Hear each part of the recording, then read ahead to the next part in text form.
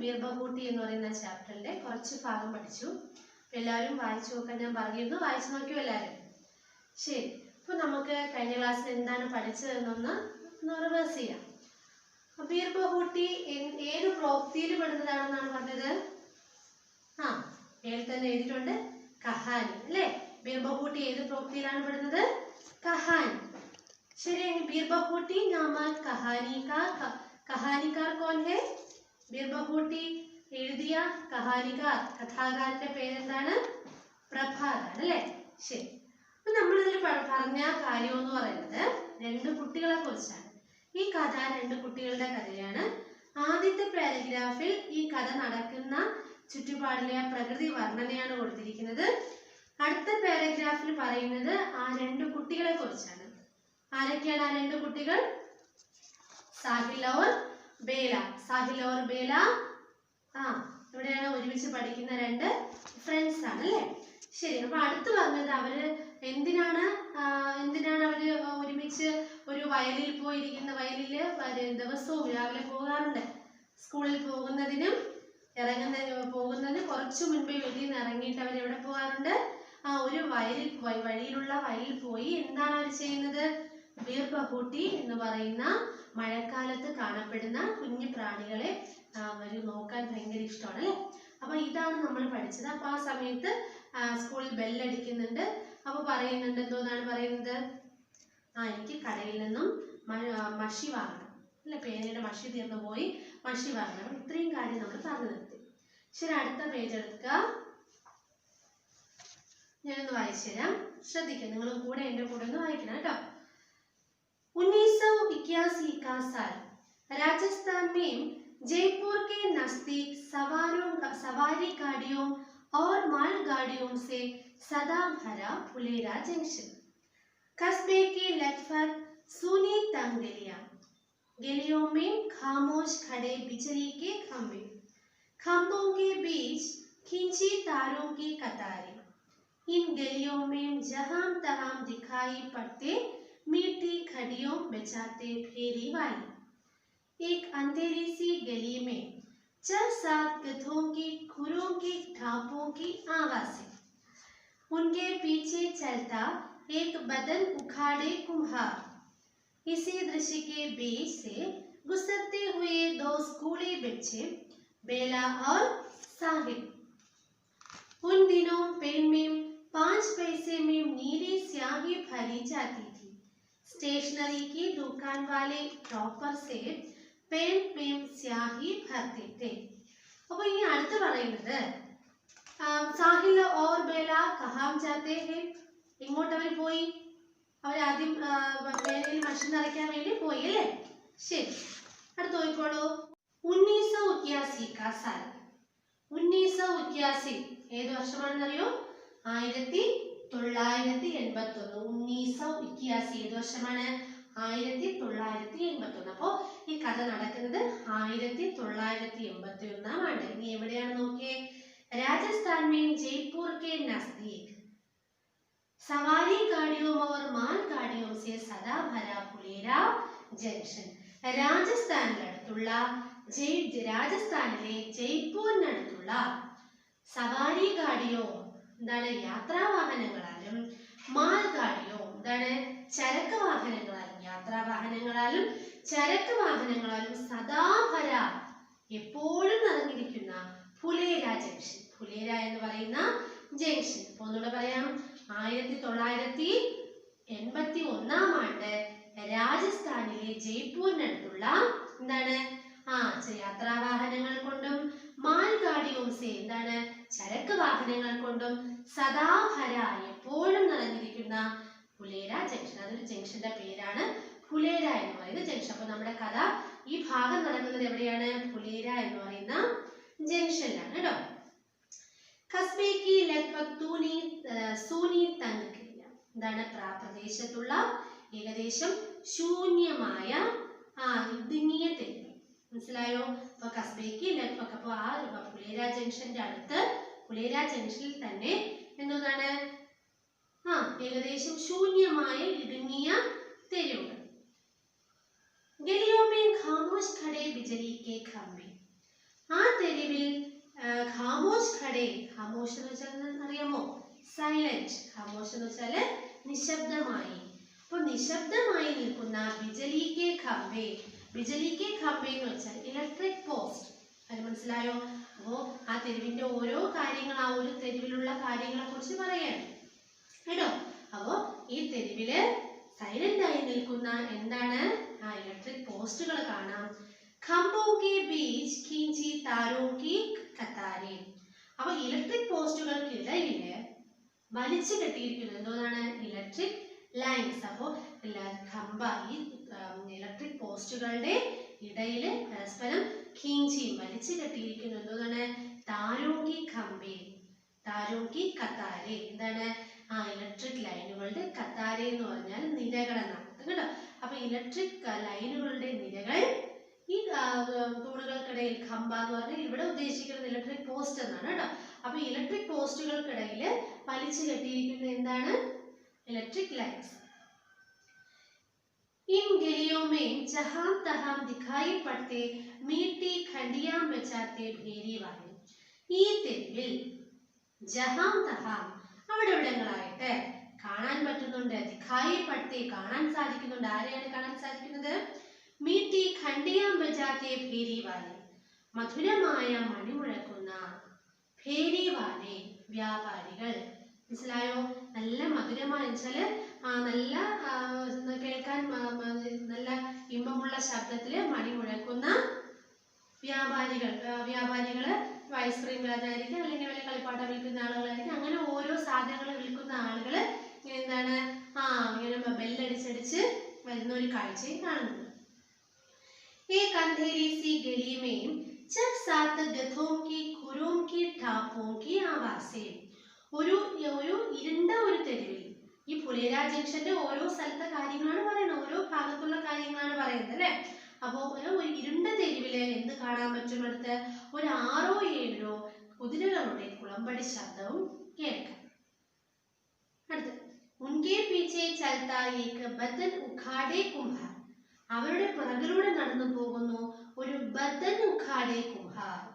ബദൻ ഉഖാഡെ കുംഹാർ എന്ന് വെച്ചാല്, കുംഹാർ ആരെന്നറിയാമോ? കുംഹാർ എന്ന് പറഞ്ഞാല് കുശവൻ എന്ന് പറയും. കുശവൻ എന്ന് പറഞ്ഞാൽ ആരെന്നറിയാമോ? എന്താണ്? ഈ മൺകലങ്ങളും മൺചട്ടികളൊക്കെ ഉണ്ടാക്കത്തില്ലേ ആളുകൾ, അവരെയാണ് കുംഹാർ അല്ലെങ്കിൽ കുശവൻ എന്ന് പറയുന്നത് കേട്ടോ. അപ്പോ ഈ കഴുതകളുടെ പിറകിലൂടെ ആര് പോകുന്നു? ഒരു ബദൻ ഉഖാഡെ കുംഹാർ, ഒരു കുംഹാർ പോകുന്നു, ഒരു കുശവൻ പോകുന്നു. ഉസ്കാ രൂപ ക്യാ ഹേ, അയാളുടെ രൂപമാണ് പറയുന്നത് ബദൻ ഉഖാഡെ. എന്താണ്? അർദ്ധനഗ്നനായിട്ടുള്ള ഒരു കുംഹാർ പോകുന്നുണ്ട്. इसी दृश्य के बीच से गुजरते हुए दो स्कूली बच्चे बेला और साहिब. ഈ ദൃശ്യങ്ങളുടെ ഇടയിലൂടെ നടന്നു പോകുന്നു ആരാണ്? 2 സ്കൂൾ കുട്ടികൾ. ആരൊക്കെയാണ് 2 സ്കൂൾ കുട്ടികൾ? ബേലയും സാഹിബും. उन दिनों पेन में 5 पैसों में नीली स्याही भरी जाती थी. അപ്പൊ ആ കാലങ്ങളില് 5 പൈസയ്ക്ക് മഷി നിറച്ചു കൊടുക്കും. നീല കളർ മഷി നിറച്ചു കൊടുക്കാറുണ്ട്. സ്റ്റേഷനറി की दुकान वाले चॉपर से पेन में स्याही भरती थी. എങ്ങനെയാണ് മഷി നിറച്ചു കൊടുക്കുന്നത്? അപ്പോഴത്തെ പേനകൾ നമ്മുടെ മഷി നിറയ്ക്കുന്ന പേനകള്, ആ പേനകൾ മഷി തീരുമ്പോൾ കൊണ്ട് കൊടുത്തു കഴിഞ്ഞാല് ഡ്രോപ്പറിൽ മഷി എടുത്ത് ഇതിൽ വീട്ടി കൊടുക്കും. എത്ര പൈസ കൊടുത്താൽ മതി? 5 പൈസ കൊടുത്താൽ മതി. അപ്പൊ അങ്ങനെ പേനയിൽ മഷി തീർന്നത് കൊണ്ട് നിറയ്ക്കാനാണ് ആര് പോയിരിക്കുന്നത്? ബേലയും സാഹിലും പോയിരിക്കുന്നത്. കാര്യം മനസ്സിലായോ? വേറൊന്നുമില്ല, ഫുലേര ജംഗ്ഷനിലെ അവിടെയുള്ള ആ ഒരു സ്ഥലത്തിന്റെ ദൃശ്യമാണ് ഇവിടെ നമുക്ക് പറഞ്ഞിരിക്കുന്നത്. ഇതിന്റെ ഇടയിലൂടെ ആര് പോകുന്നുണ്ട്? ദൃശ്യത്തിന്റെ ഇടയിലൂടെ നമ്മുടെ കഥയിലെ കഥാപാത്രങ്ങളായ ബേലയും സാഹിലും പോകുന്നുണ്ട്. ഒന്നുകൂടെ ശ്രദ്ധിച്ചോളൂ. 1981 का साल എന്താണ് 1981 ആണ്ട്. राजस्थान में जयपुर के नजदीक सवारी गाड़ियों और माल गाड़ियों से सदा भरा फुलेरा जंक्शन. രാജസ്ഥാനിലുള്ള ജയ്പൂരിനടുത്ത് യാത്രാ വാഹനങ്ങളാലും ചരക്ക് വാഹനങ്ങളാലും എപ്പോഴും നിറഞ്ഞിരിക്കുന്ന എന്ത് ഫുലേര എന്ന് പറയുന്ന ജംഗ്ഷൻ. കസ്ബേക്ക് ലഗ്ഭഗ് സൂനി തങ്ക് ഏരിയ. അതിന് ആ പ്രദേശത്തുള്ള ഏകദേശം ശൂന്യമായ ഇടുങ്ങിയ തെരുവുകൾ, അവിടെയുള്ള തെരുവ്. ഗലിയോ में खामोश खड़े बिजली के खंभे. തെരുവിൽ സൈലന്റ് ആയി നിൽക്കുന്ന, നിശബ്ദമായി നിൽക്കുന്ന बिजली ഇലക്ട്രിക് പോസ്റ്റുകൾ. खंभों के बीच खींची तारों की कतारें. ഈ ഇലക്ട്രിക് പോസ്റ്റുകൾക്കിടയിൽ വലിച്ചു നീട്ടിയിരിക്കുന്ന ഇലക്ട്രിക് ലൈൻസിന്റെ നിരകൾ അല്ലേ? ആ ഒരു ഇലക്ട്രിക് ലൈൻസിന്റെ നിരകൾ, കമ്പികളുടെ നിരകൾ. इन गलियों में जहां तहां दिखाई पड़ते मीठे खंडियां बजाते भीरी वाले. ഈ തെരുവുകളിൽ അവിടെ ഇവിടെയായി കാണപ്പെടുന്നു മധുരമായ അല്ലെങ്കിൽ മനോഹരമായ ശബ്ദത്തിൽ മണി മുഴക്കുന്ന ഭേരി വാല. ആരാണ്? വ്യാപാരികൾ, കച്ചവടക്കാർ. एक अंधेरी सी गली में चक सात गधों की खुरी की ठापों की आवाज. ഇനി ഒരു ഇരുണ്ട തെരുവിൽ ഒരു 6-7 കഴുതകളുടെ കുളമ്പടി ശബ്ദവും കേൾക്കാൻ പറ്റും. ഉൻകെ പീछे चलता एक बदन उखाड़े कुम्हार. അവരുടെ ഈ കഴുതകളുടെ പുറകെ പോകുന്നുണ്ട് ഒരു അർദ്ധനഗ്നനായിട്ടുള്ള ഒരു കുശവൻ. इसी दृश्य के बीच से गुजरते हुए दो स्कूली बच्चे. ഈ ദൃശ്യത്തിന്റെ ഇടയിലൂടെ കടന്നു പോവുകയാണ് 2 സ്കൂൾ കുട്ടികൾ. उसका नाम क्या है? उनके नाम क्या है? എന്തൊക്കെയാണ്? बेला और साहिब. 2 स्कूली बच्चे इन दृश्यों के बीच गुजरते हैं.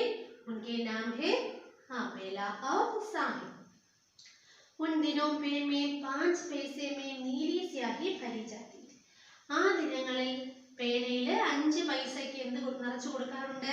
മഷി നിറച്ചു കൊടുക്കാറുണ്ട്. അപ്പോൾ കടകളിൽ നിന്നും 5 പൈസയ്ക്ക് കിട്ടിയിരുന്ന എന്ത് നിറത്തിലുള്ള മഷിയായിരുന്നു കിട്ടിയിരുന്നത്? നീല നിറത്തിലുള്ള മഷി കിട്ടുമായിരുന്നു. സ്റ്റേഷനറി की दुकान वाले ड्रॉपर से पेन में स्याही भरते थे. അപ്പോൾ സ്റ്റേഷനറി കടക്കാര് എന്ത് ചെയ്യും? ഡ്രോപ്പറിൽ മഷി നിറച്ചിട്ട് എന്ത് ചെയ്യും? പേനയിൽ ഒഴിച്ചു കൊടുക്കാറുണ്ട്, നിറച്ചു കൊടുക്കാറുണ്ട്. ക്ലിയർ ആയല്ലോ? അപ്പൊ ഇത്രയും നന്നായിട്ടൊന്ന് വായിക്കുക നിങ്ങള്. അപ്പൊ നിങ്ങൾ ഇതുവരെ പഠിച്ച കാര്യത്തിൽ നിന്ന് ഈ ഒരു പേജും പിന്നെ ഇത്രയും ഭാഗവും അല്ലെ? അപ്പൊ ഈ ഭാഗത്ത് നിന്ന് നിങ്ങൾക്ക് ചോദിക്കാൻ പറ്റുന്ന കുറച്ച് ക്വസ്റ്റ്യൻസ് ഇതിലുണ്ട്. പരീക്ഷയ്ക്ക് മസ്റ്റായിട്ട് ചോദിക്കുന്ന കുറച്ച് ക്വസ്റ്റ്യൻസ്. അപ്പൊ എന്തൊക്കെയാണ് ഈ 2 ഭാഗത്ത്, ഇത്രയും ഭാഗത്ത് നിന്ന് ചോദിക്കുന്ന ചോദ്യങ്ങൾ എന്തിനാണെന്ന് പറഞ്ഞു തരാം. പ്രധാനപ്പെട്ട ചോദ്യങ്ങൾ. അപ്പൊ 4 മാർക്കിന് ചോദിക്കുന്ന 2 ക്വസ്റ്റ്യൻസ് ആണ് ഇതിലുള്ളത്. ഒന്ന് വാർത്താലാപ് തയ്യാർ കരോ ഓർ പട്കഥാക്കി തയ്യാർ കരോ. കാര്യം മനസ്സിലായോ? 2 ചോദ്യം. ഒന്ന് സംഭാഷണം എഴുതാനും, വാർത്താലാപം എന്ന് പറഞ്ഞാല് സംഭാഷണം എഴുതാനും, രണ്ടാമത്തെ എന്താണ്? പട്കഥ തയ്യാറാക്കാനും. സംഭാഷണം നിങ്ങൾ കഴിഞ്ഞ വർഷങ്ങളിലൊക്കെ ചെയ്തിട്ടുണ്ടായിരിക്കാം, സംഭാഷണം വാർത്താലാപം തയ്യാറാക്കാൻ. പക്ഷെ പട്കഥ എന്താണെന്ന് അറിയാമോ നിങ്ങൾക്ക്? അപ്പൊ അറിവുണ്ടെങ്കിൽ ഞാനൊന്ന് പറഞ്ഞുതരാം. പട്കഥ ഉറപ്പായിട്ട് ചോദിക്കുന്ന ഒരു ക്വസ്റ്റ്യൻ ആണ് പട്കഥ എന്ന് പറയുന്നത്. തിരക്കഥ, മലയാളത്തിൽ തന്നെ തിരക്കഥ എന്ന് പറയും. സ്ക്രിപ്റ്റ്. ഓക്കെ, അപ്പൊ എന്താണ് ഒരു സ്ക്രിപ്റ്റ്? എങ്ങനെ തയ്യാറാക്കാം നമുക്ക് നോക്കാം. ശരി, അപ്പോ തിരക്കഥ എന്ന് പറഞ്ഞാൽ നിങ്ങൾക്ക് എന്താണ് മനസ്സിലാവുന്നത്? തിരക്കഥ എന്ന് പറഞ്ഞാൽ എന്താണ് അറിയാമോ ആർക്കെങ്കിലും? ശരി, പറഞ്ഞുതരാം. നമ്മള് സിനിമകളൊക്കെ കാണുന്നവരല്ലേ നിങ്ങളെല്ലാവരും അല്ലേ? അപ്പൊ സിനിമ കാണുമ്പോൾ എല്ലാ രംഗങ്ങളും ഒരു സ്ഥലത്തല്ല നിൽക്കുന്നത്, ആണോ? ചിലപ്പോൾ രാവിലെ ആയിരിക്കും നടക്കുന്നത്, ചിലപ്പോൾ അതൊരു കടൽ തീരത്തായിരിക്കും നടക്കുന്നത്, ചിലപ്പോൾ വീട്ടിലായിരിക്കും നടക്കുന്നത്, ചിലപ്പോൾ റോഡിലായിരിക്കും നടക്കുന്നത്. അപ്പൊ രംഗങ്ങൾ ഇങ്ങനെ മാറി മാറി വരാറുണ്ട് അല്ലേ? ഇനി ഇവര് ഒരു നടിയും നടന്മാര് ഈ സിനിമ തുടങ്ങുന്നത് പോലെ തീരുന്നത് വരെ ഒരേ ഡ്രസ്സും അല്ല ഇട്ടിരിക്കുന്നത്, ആണോ? അല്ല. അപ്പൊ അവിടെയും വ്യത്യാസം വരുന്നുണ്ട്. നമ്മൾ തിരക്കഥ എന്ന് പറയുമ്പോൾ ഓരോ രംഗത്തിലും ഒരു നടനും നടിയും എന്തൊക്കെ സംസാരിക്കണമെന്നും അല്ലെങ്കിൽ ആ രംഗത്തിലെ എന്തൊക്കെ പിന്നെ രംഗങ്ങളാണ്, ബാക്ക്ഗ്രൗണ്ട് എന്തൊക്കെയാണ് വരുന്നത്, ഏത് സമയത്താണ് നടക്കുന്നത്, അവരുടെ സംഭാഷണം എങ്ങനെ, അവർ അഭിനയിക്കേണ്ട കാര്യങ്ങള് സംഭാഷണം മാത്രമല്ല, ആ ഭാവം, അവരുടെ അപ്പോൾ ഉണ്ടാകുന്ന ഭാവം, അപ്പോൾ ധരിക്കേണ്ട വേഷം, മനസ്സിലായോ? അതെല്ലാം എഴുതി തയ്യാറാക്കപ്പെട്ട ഒരു കാര്യമാണ് എന്തോന്ന്, സ്ക്രിപ്റ്റ് അല്ലെങ്കിൽ പട്കഥ എന്ന് പറയുന്നത്. ഈ തിരക്കഥ അനുസരിച്ചിട്ടാണ് എന്ത് ചെയ്യുന്നത്, അവര് അവിടെ അഭിനയിക്കുന്നത്. കാര്യം മനസ്സിലായോ? അപ്പൊ നമുക്ക് ഒരു സിനിമ അല്ലെങ്കിൽ നിങ്ങളൊരു സ്കിറ്റ് സ്കൂളിൽ കളിക്കുകയാണെങ്കിൽ ആദ്യം തയ്യാറാക്കേണ്ടത് എന്തായിരിക്കണം, ഒരു തിരക്കഥയായിരിക്കണം, ആണല്ലോ. അപ്പൊ ആ തിരക്കഥ അനുസരിച്ചിട്ടാണ് നമ്മൾ എന്ത് ചെയ്യുന്നത്, ആ ഒരു പ്ലേ ചെയ്യുന്നത്, ആ ഒരു കളി കളിക്കുന്നത്, ആണോ? ഓക്കെ. അപ്പൊ നമുക്കിനി തിരക്കഥ എന്താണെന്ന് നിങ്ങൾക്ക് മനസ്സിലായെന്ന് തോന്നുന്നു. തിരക്കഥ പൂർണ്ണമായിട്ടും ഒരു ചുരുക്കി പറഞ്ഞു കഴിഞ്ഞാല് ഒരു നാടകമോ അല്ലെങ്കിൽ സിനിമയോ ചെറിയ സ്കിറ്റോ എന്തുമാകട്ടെ, നമ്മൾ എന്താണ് പ്രേക്ഷകരുടെ മുന്നിൽ കാണിക്കുന്നത്, അത് നമ്മുടെ രൂപം, സമയം, ഏത് സ്ഥലത്താണ് നിൽക്കുന്നത്, നമ്മുടെ ഭാവം എങ്ങനെയാണ്, അങ്ങനെ നമ്മൾ ആ സ്കിറ്റിൽ കളിക്കേണ്ട എല്ലാ കാര്യങ്ങളും എഴുതി തയ്യാറാക്കി ഒരു കാര്യമാണ് എന്തോന്ന്, തിരക്കഥ എന്ന് പറയുന്നത്. അപ്പൊ തിരക്കഥ എന്താണെന്ന് മനസ്സിലായി. അപ്പൊ ഇനി നമുക്ക് തിരക്കഥ എങ്ങനെയാണ് എഴുതേണ്ട കാര്യം എന്ന് പഠിക്കാം. ശരി. അപ്പൊ ഇവിടെ നിങ്ങൾ നോക്കുക, പട്കഥ എന്നാണ് പട്കഥ എഴുതേണ്ടത്. ഒരു പട്കഥ നിങ്ങൾ തയ്യാറാക്കുന്ന സമയത്ത് അതിൽ എന്തൊക്കെ വേണം എന്നാണ് നമ്മൾ ആദ്യം പഠിക്കാൻ പോകുന്നത്. ശ്രദ്ധിച്ചിരിക്കുക, വളരെ ശ്രദ്ധിച്ചിരിക്കുക. ആദ്യമായിട്ട് പട്കഥയിൽ വേണ്ട ഒരു കാര്യമാണ് സ്ഥാനം. സ്ഥാനം എന്ന് പറഞ്ഞാൽ എന്താണ്, സ്ഥലം, അല്ലേ? അപ്പൊ എവിടെയാണ് അല്ലെങ്കിൽ ഏത് സ്ഥലത്താണ് നടക്കുന്നത്, ഏത് സ്ഥലത്താണ് ഈ സംഭവം നടക്കുന്നത്, ഇപ്പൊ നമ്മൾ എഴുതാൻ പോകുന്ന ഭാഗം ഏത് സ്ഥലത്താണ് നടക്കുന്നത്, കാര്യം മനസ്സിലാവും. ആ ഒരു സ്ഥലം എഴുതുക. അത് ക്വസ്റ്റ്യൻ കിട്ടുമ്പോൾ നമുക്ക് മനസ്സിലാവും. ക്വസ്റ്റ്യനിൽ നമുക്ക് എന്താണോ ഏത് ഭാഗത്താണ് നടക്കുന്നത് മനസ്സിലാവും. അപ്പൊ നിങ്ങൾ ആദ്യം സ്ഥാനം എഴുതുക. ഇങ്ങനെ തന്നെ എഴുതിയാലും മതി. അത് എഴുതേണ്ട രീതി ഞാൻ പറഞ്ഞുതരാം. ഒരു എക്സാമ്പിൾ തരുമ്പോൾ നിങ്ങൾക്കത് മനസ്സിലാവും. അപ്പൊ ഇപ്പൊ നോക്കണം, സ്ഥാനം എഴുതുക. അത് കഴിഞ്ഞ് സമയം, ഏത് സമയത്താണ് നടക്കുന്നത്, രാവിലെയാണോ, ഉച്ചയ്ക്കാണോ, രാത്രിയാണോ, അപ്പൊ ഏത് സമയത്താണ് നടക്കുന്നതെന്നാണ് അടുത്ത് വയ്ക്കേണ്ടത്. അപ്പൊ ആദ്യം സ്ഥാനം വയ്ക്കുക, അത് കഴിഞ്ഞ് എന്ത് വയ്ക്കുക, സമയം വയ്ക്കുക, സമയം വയ്ക്കുക. അത് കഴിഞ്ഞ് പാത്രം. പാത്രം എന്ന് പറഞ്ഞാല് ആ രംഗത്തിൽ അവതരിപ്പിക്കുന്ന കഥാപാത്രങ്ങൾ ആരൊക്കെയാണ്, ആ ഫുൾ സ്കിറ്റിൽ അവതരിപ്പിക്കുന്നതല്ല, ഇപ്പൊ നമ്മൾ കളിക്കാൻ പോകുന്ന ഫസ്റ്റ് രംഗത്തിൽ അവതരിപ്പിക്കുന്ന കഥാപാത്രങ്ങൾ ആരൊക്കെയാണ്, അതാണ് ഇവിടെ വെക്കേണ്ടത്. മനസ്സിലായല്ലോ? ഒന്നുകൂടെ പറയാം. ആദ്യം സ്ഥാനം വെക്കണം, ഏത് സ്ഥലത്താണ് നടക്കുന്നത്, ഈ സമയം വയ്ക്കുക, ഏത് സമയത്താണ്, പാത്രം, ആ രംഗത്തിൽ ഏതൊക്കെ കഥാപാത്രങ്ങളാണ് അപ്പോൾ കളിക്കുന്നത്, അപ്പോൾ അവതരിപ്പിക്കുന്നത്, അതിനെയാണ് നമ്മൾ പാത്രം എന്ന് പറയുന്നത്. അടുത്ത നോക്കിയോ, ലഘു വിവരണം. ദൃശ്യത്തിന്റെ ലഘു വിവരണം. അതിൽ എന്തൊക്കെ വരുമെന്നാണ്, വേഷഭൂഷ, ഹാവഭാവ്, അങ്ങനത്തെ കാര്യങ്ങൾ എന്ന് വെച്ചാൽ വേഷഭൂഷ, ആ ദൃശ്യം, ഇപ്പോൾ ചെയ്യുന്ന ആ ദൃശ്യം, ആ ദൃശ്യത്തിനെ കുറിച്ചുള്ള ഒരു ചെറിയൊരു വിവരണം എന്ന് പറഞ്ഞാല് ഇനി അവര് അവസാനത്തെ സംവാദത്തിലോട്ട് പോവുകയാണ്. അവര് സംവാദം എന്ന് പറഞ്ഞാല് സംഭാഷണം, ഈ സംഭാഷണത്തിൽ പോവുകയാണ്. അപ്പൊ ഈ സംഭാഷണത്തിൽ പോകുന്നതിന് മുൻപ് ഈ സംഭാഷണത്തിലോട്ട് അവരെ എത്തിക്കാനൊരു കാരണം വേണ്ടേ, എന്തിനെ കുറിച്ചാണ് അവർ സംസാരിക്കുന്നത് എന്നുള്ളൊരു ഇൻട്രൊഡക്ഷൻ വേണമല്ലോ. അപ്പൊ അതാണ് ഇവിടെ എഴുതേണ്ടത്. ദൃശ്യക്കാൽ ലഘു വിവരണത്തില് എഴുതേണ്ടത് അതിനെ കുറിച്ചുള്ളൊരു ഇൻട്രൊഡക്ഷൻ ആണ് എഴുതേണ്ടത്. എന്നുവെച്ചാൽ ആ ഇവിടെ നമ്മൾ സൂചിപ്പിച്ച കഥാപാത്രങ്ങൾ ഇട്ടിരിക്കുന്ന വേഷം എന്താണ്, അവരപ്പോ ഏത് ഭാവത്തിലാണ്, ഏത് ഹാവഭാവം ഉദ്ദേശിക്കുന്നത്, അവരുടെ ഏത് ഭാവം, ദുഃഖഭാവമാണോ അല്ലെങ്കിൽ സന്തോഷമാണോ, ആകാംക്ഷാഭരിതമാണോ, അല്ലെങ്കിൽ എന്താണ് അവിടെ ചെയ്യുന്നത് എന്നുള്ളത് ചെറിയൊരു വിവരണം, വലുതായിട്ടൊന്നും എഴുതണ്ട, ഒരു കുഞ്ഞു വിവരണം 1-2 സെന്റൻസിലങ്ങ് എഴുതി തീരുക. എക്സാമ്പിൾ എഴുതുമ്പോൾ നിങ്ങൾക്ക് ക്ലിയർ ആവും. അപ്പൊ ഞാൻ കുറച്ചുകൂടെ നീറ്റായിട്ട് പറഞ്ഞുതരാം, അപ്പൊ നിങ്ങളിത് മനസ്സിലാക്കുക. അത് കഴിഞ്ഞ് ലാസ്റ്റ് എഴുതേണ്ട കാര്യമാണ് സംവാദം. ഈ സംവാദമാണ് നമുക്ക് ലാസ്റ്റ് എഴുതേണ്ട കാര്യം. അത് സംഭാഷണം, വാർത്താലാപം എഴുതത്തില്ലേ അതുപോലെ.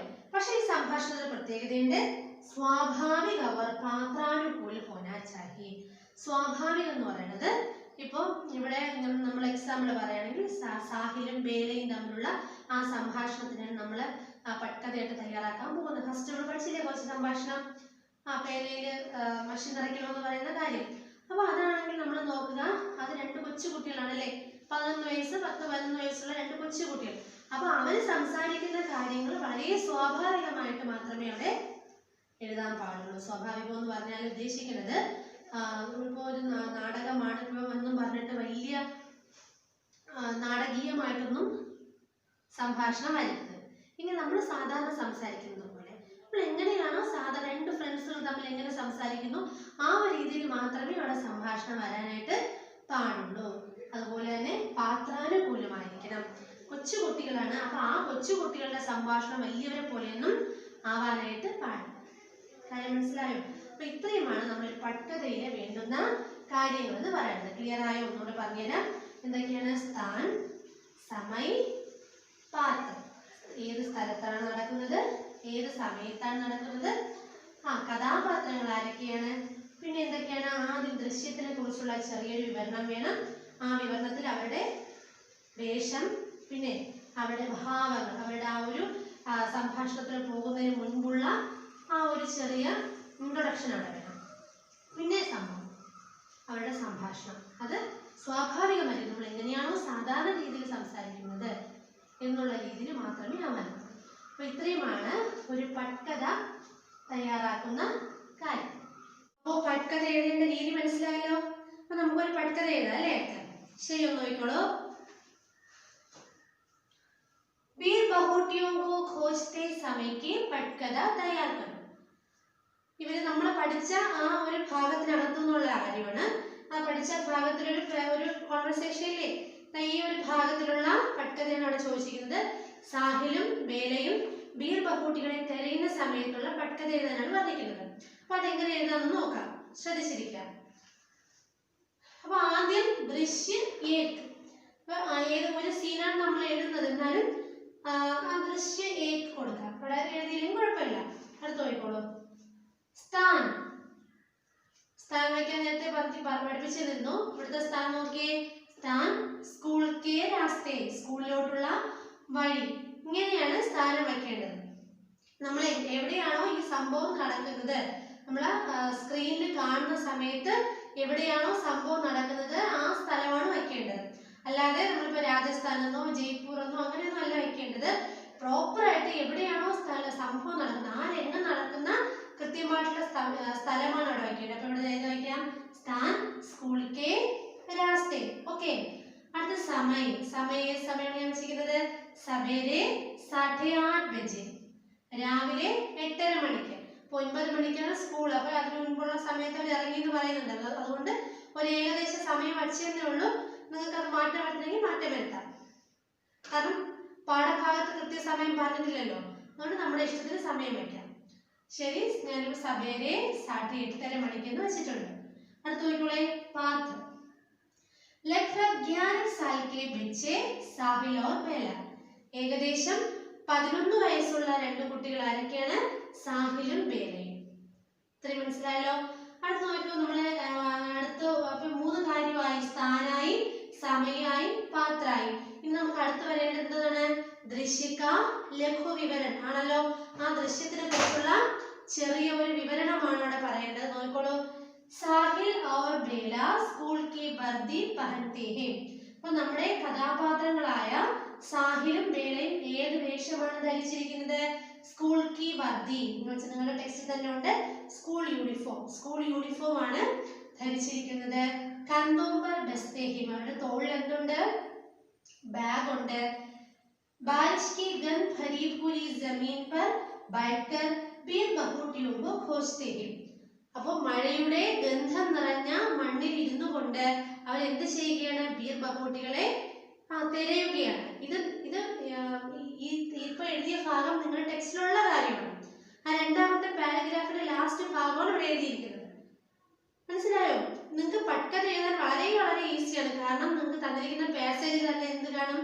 നിങ്ങൾക്ക് എഴുതേണ്ട കാര്യങ്ങൾ ഫുൾ കാണും. അതിനെ ഒന്ന് അടുക്കി നേരെ ചൊവ്വയെന്ന് വെച്ചാൽ മാത്രം മതി. അടുത്ത ഭാഗം ഏതാണ്? സംവാദമാണ് അല്ലേ? അപ്പൊ നോക്കിക്കോളൂ. സംവാദം. ഈ സംവാദം നിങ്ങൾക്ക് എഴുതാൻ എളുപ്പമാണ്. അതിന് വേറെ ഒന്നുമില്ല. നിങ്ങളുടെ ടെക്സ്റ്റിൽ കിടക്കുന്ന അതേ സെന്റൻസ് തന്നെയാണ് എഴുതുന്നത്. അവർ തമ്മിലുള്ള ആ കോൺവെർസേഷൻ മാത്രമേ അവിടെ എഴുതിയിട്ടുള്ളൂ. പിന്നെ ഇടയ്ക്ക് ചെറിയ കുഞ്ഞു വ്യത്യാസങ്ങൾ, മാറ്റങ്ങൾ വരുത്തിയിട്ടുണ്ട്. ബാക്കിയുള്ള എല്ലാം 2 ഭാഗത്ത് കൂടുതൽ ചേർത്തിട്ടുണ്ട്. ബാക്കിയുള്ള എല്ലാം കറക്റ്റ് നിങ്ങളുടെ ടെക്സ്റ്റിൽ കിടക്കുന്ന സെയിം തന്നെയാണ്. അപ്പൊ അതിന് എളുപ്പമാണ്. അപ്പൊ നോക്കിക്കോളൂ. साहिल बेला देखो इस बीरबहुटी का रंग तुम्हारे रिबन के जैसा लाल है. നമ്മൾ ടെക്സ്റ്റിലുള്ള അതേ സെന്റൻസ് ആണ്. ബേല നോക്കൂ, ഈ ബീർബഹുട്ടിയുടെ നിറം നിന്റെ റിബണിന്റെ നിറം പോലെ ചുവപ്പാണ്. അപ്പോ ബേല ആ ഭാഗം ഇവിടെ ഇല്ല, അത് ഞാനത് ഇട്ടതാണ് പറഞ്ഞത്. അപ്പൊ ബേല എന്താണ്? ബേല എന്ന് പറഞ്ഞിരിക്കാം. ആ ശരിയാണ് സാഹിൽ, ഈ പറഞ്ഞത് ശരിയാണ്. ഇതിന്റെ നിറം എന്റെ റിബൺ പോലെ തന്നെയാണ്. അത് നിങ്ങളൊന്ന് എഴുതണം. हाँ सच है साहिल, ये बिल्कुल मेरे रिबन जैसा है. हाँ ശരിയാണ് സാഹിൽ, ഇത് ശരിക്കും എന്റെ റിബൺ പോലെ തന്നെ ഉണ്ട്. സാഹിൽ തുമ്നെ കുछ सुना बेला? ഇവിടെ ഉണ്ട്. നീ എന്തെങ്കിലും കേട്ടോ ബേല? ബേല हाँ सुना, पहली घंटी लग गई है. हाँ കേട്ടു, ആദ്യത്തെ ബെല്ല് അടിച്ചിരിക്കുന്നു. സാഹിൽ लेकिन मुझे पेन में स्याही भी भरवानी है. പക്ഷെ എനിക്ക് കടയിൽ നിന്നും മഷി നിറയ്ക്കണമല്ലോ. ബേല ഫിർ ചലേ, നമുക്ക് എനിക്ക് പോകാം. ഇത്രയേ ഉള്ളൂ. അപ്പൊ ഇത് വളരെ എളുപ്പമല്ലേ? പട്ക തയ്യാറാക്കാൻ വളരെ എളുപ്പമാണ്. നിങ്ങൾക്ക് ഫുൾ മാർക്ക് വാങ്ങാൻ പറ്റിയ ഒരു ക്വസ്റ്റ്യൻ ആണ് എന്തോന്ന്, പട്കഥ എന്ന് പറയുന്നത്. ക്ലിയർ ആയോ? ഇത്രയും മനസ്സിലായോ? ശരി, അപ്പൊ ഇത് നിങ്ങൾക്ക് മനസ്സിലായെന്ന് വിശ്വസിക്കുന്നു. നിങ്ങളതൊന്ന് വായിച്ചു നോക്കണം ഇത്. അപ്പൊ നോട്ട് എഴുതുന്ന കാര്യം കഴിഞ്ഞ ക്ലാസ്സിന് ശബ്ദാർത്ഥ നോട്ട് എഴുതാറുണ്ടല്ലേ. അപ്പൊ അത് ഞാൻ ഈ വീഡിയോ അയക്കുന്നതോടൊപ്പം കഴിഞ്ഞ ക്ലാസ്സിലെ ശബ്ദാർത്ഥം ഇപ്പൊ പഠിപ്പിച്ച പാരഗ്രാഫിലെ ശബ്ദാർത്ഥം തരും. അത് കഴിഞ്ഞിട്ട് നിങ്ങൾ ഇത് എഴുതിയെടുത്താൽ മതി. അപ്പൊ ഇതെല്ലാം നോട്ട്സ് നിങ്ങൾക്ക് ഇതുവരെ എഴുതാനുള്ള നോട്ട്സ് എല്ലാം ഈ വീഡിയോടൊപ്പം ഞാൻ അയച്ചു തരാം.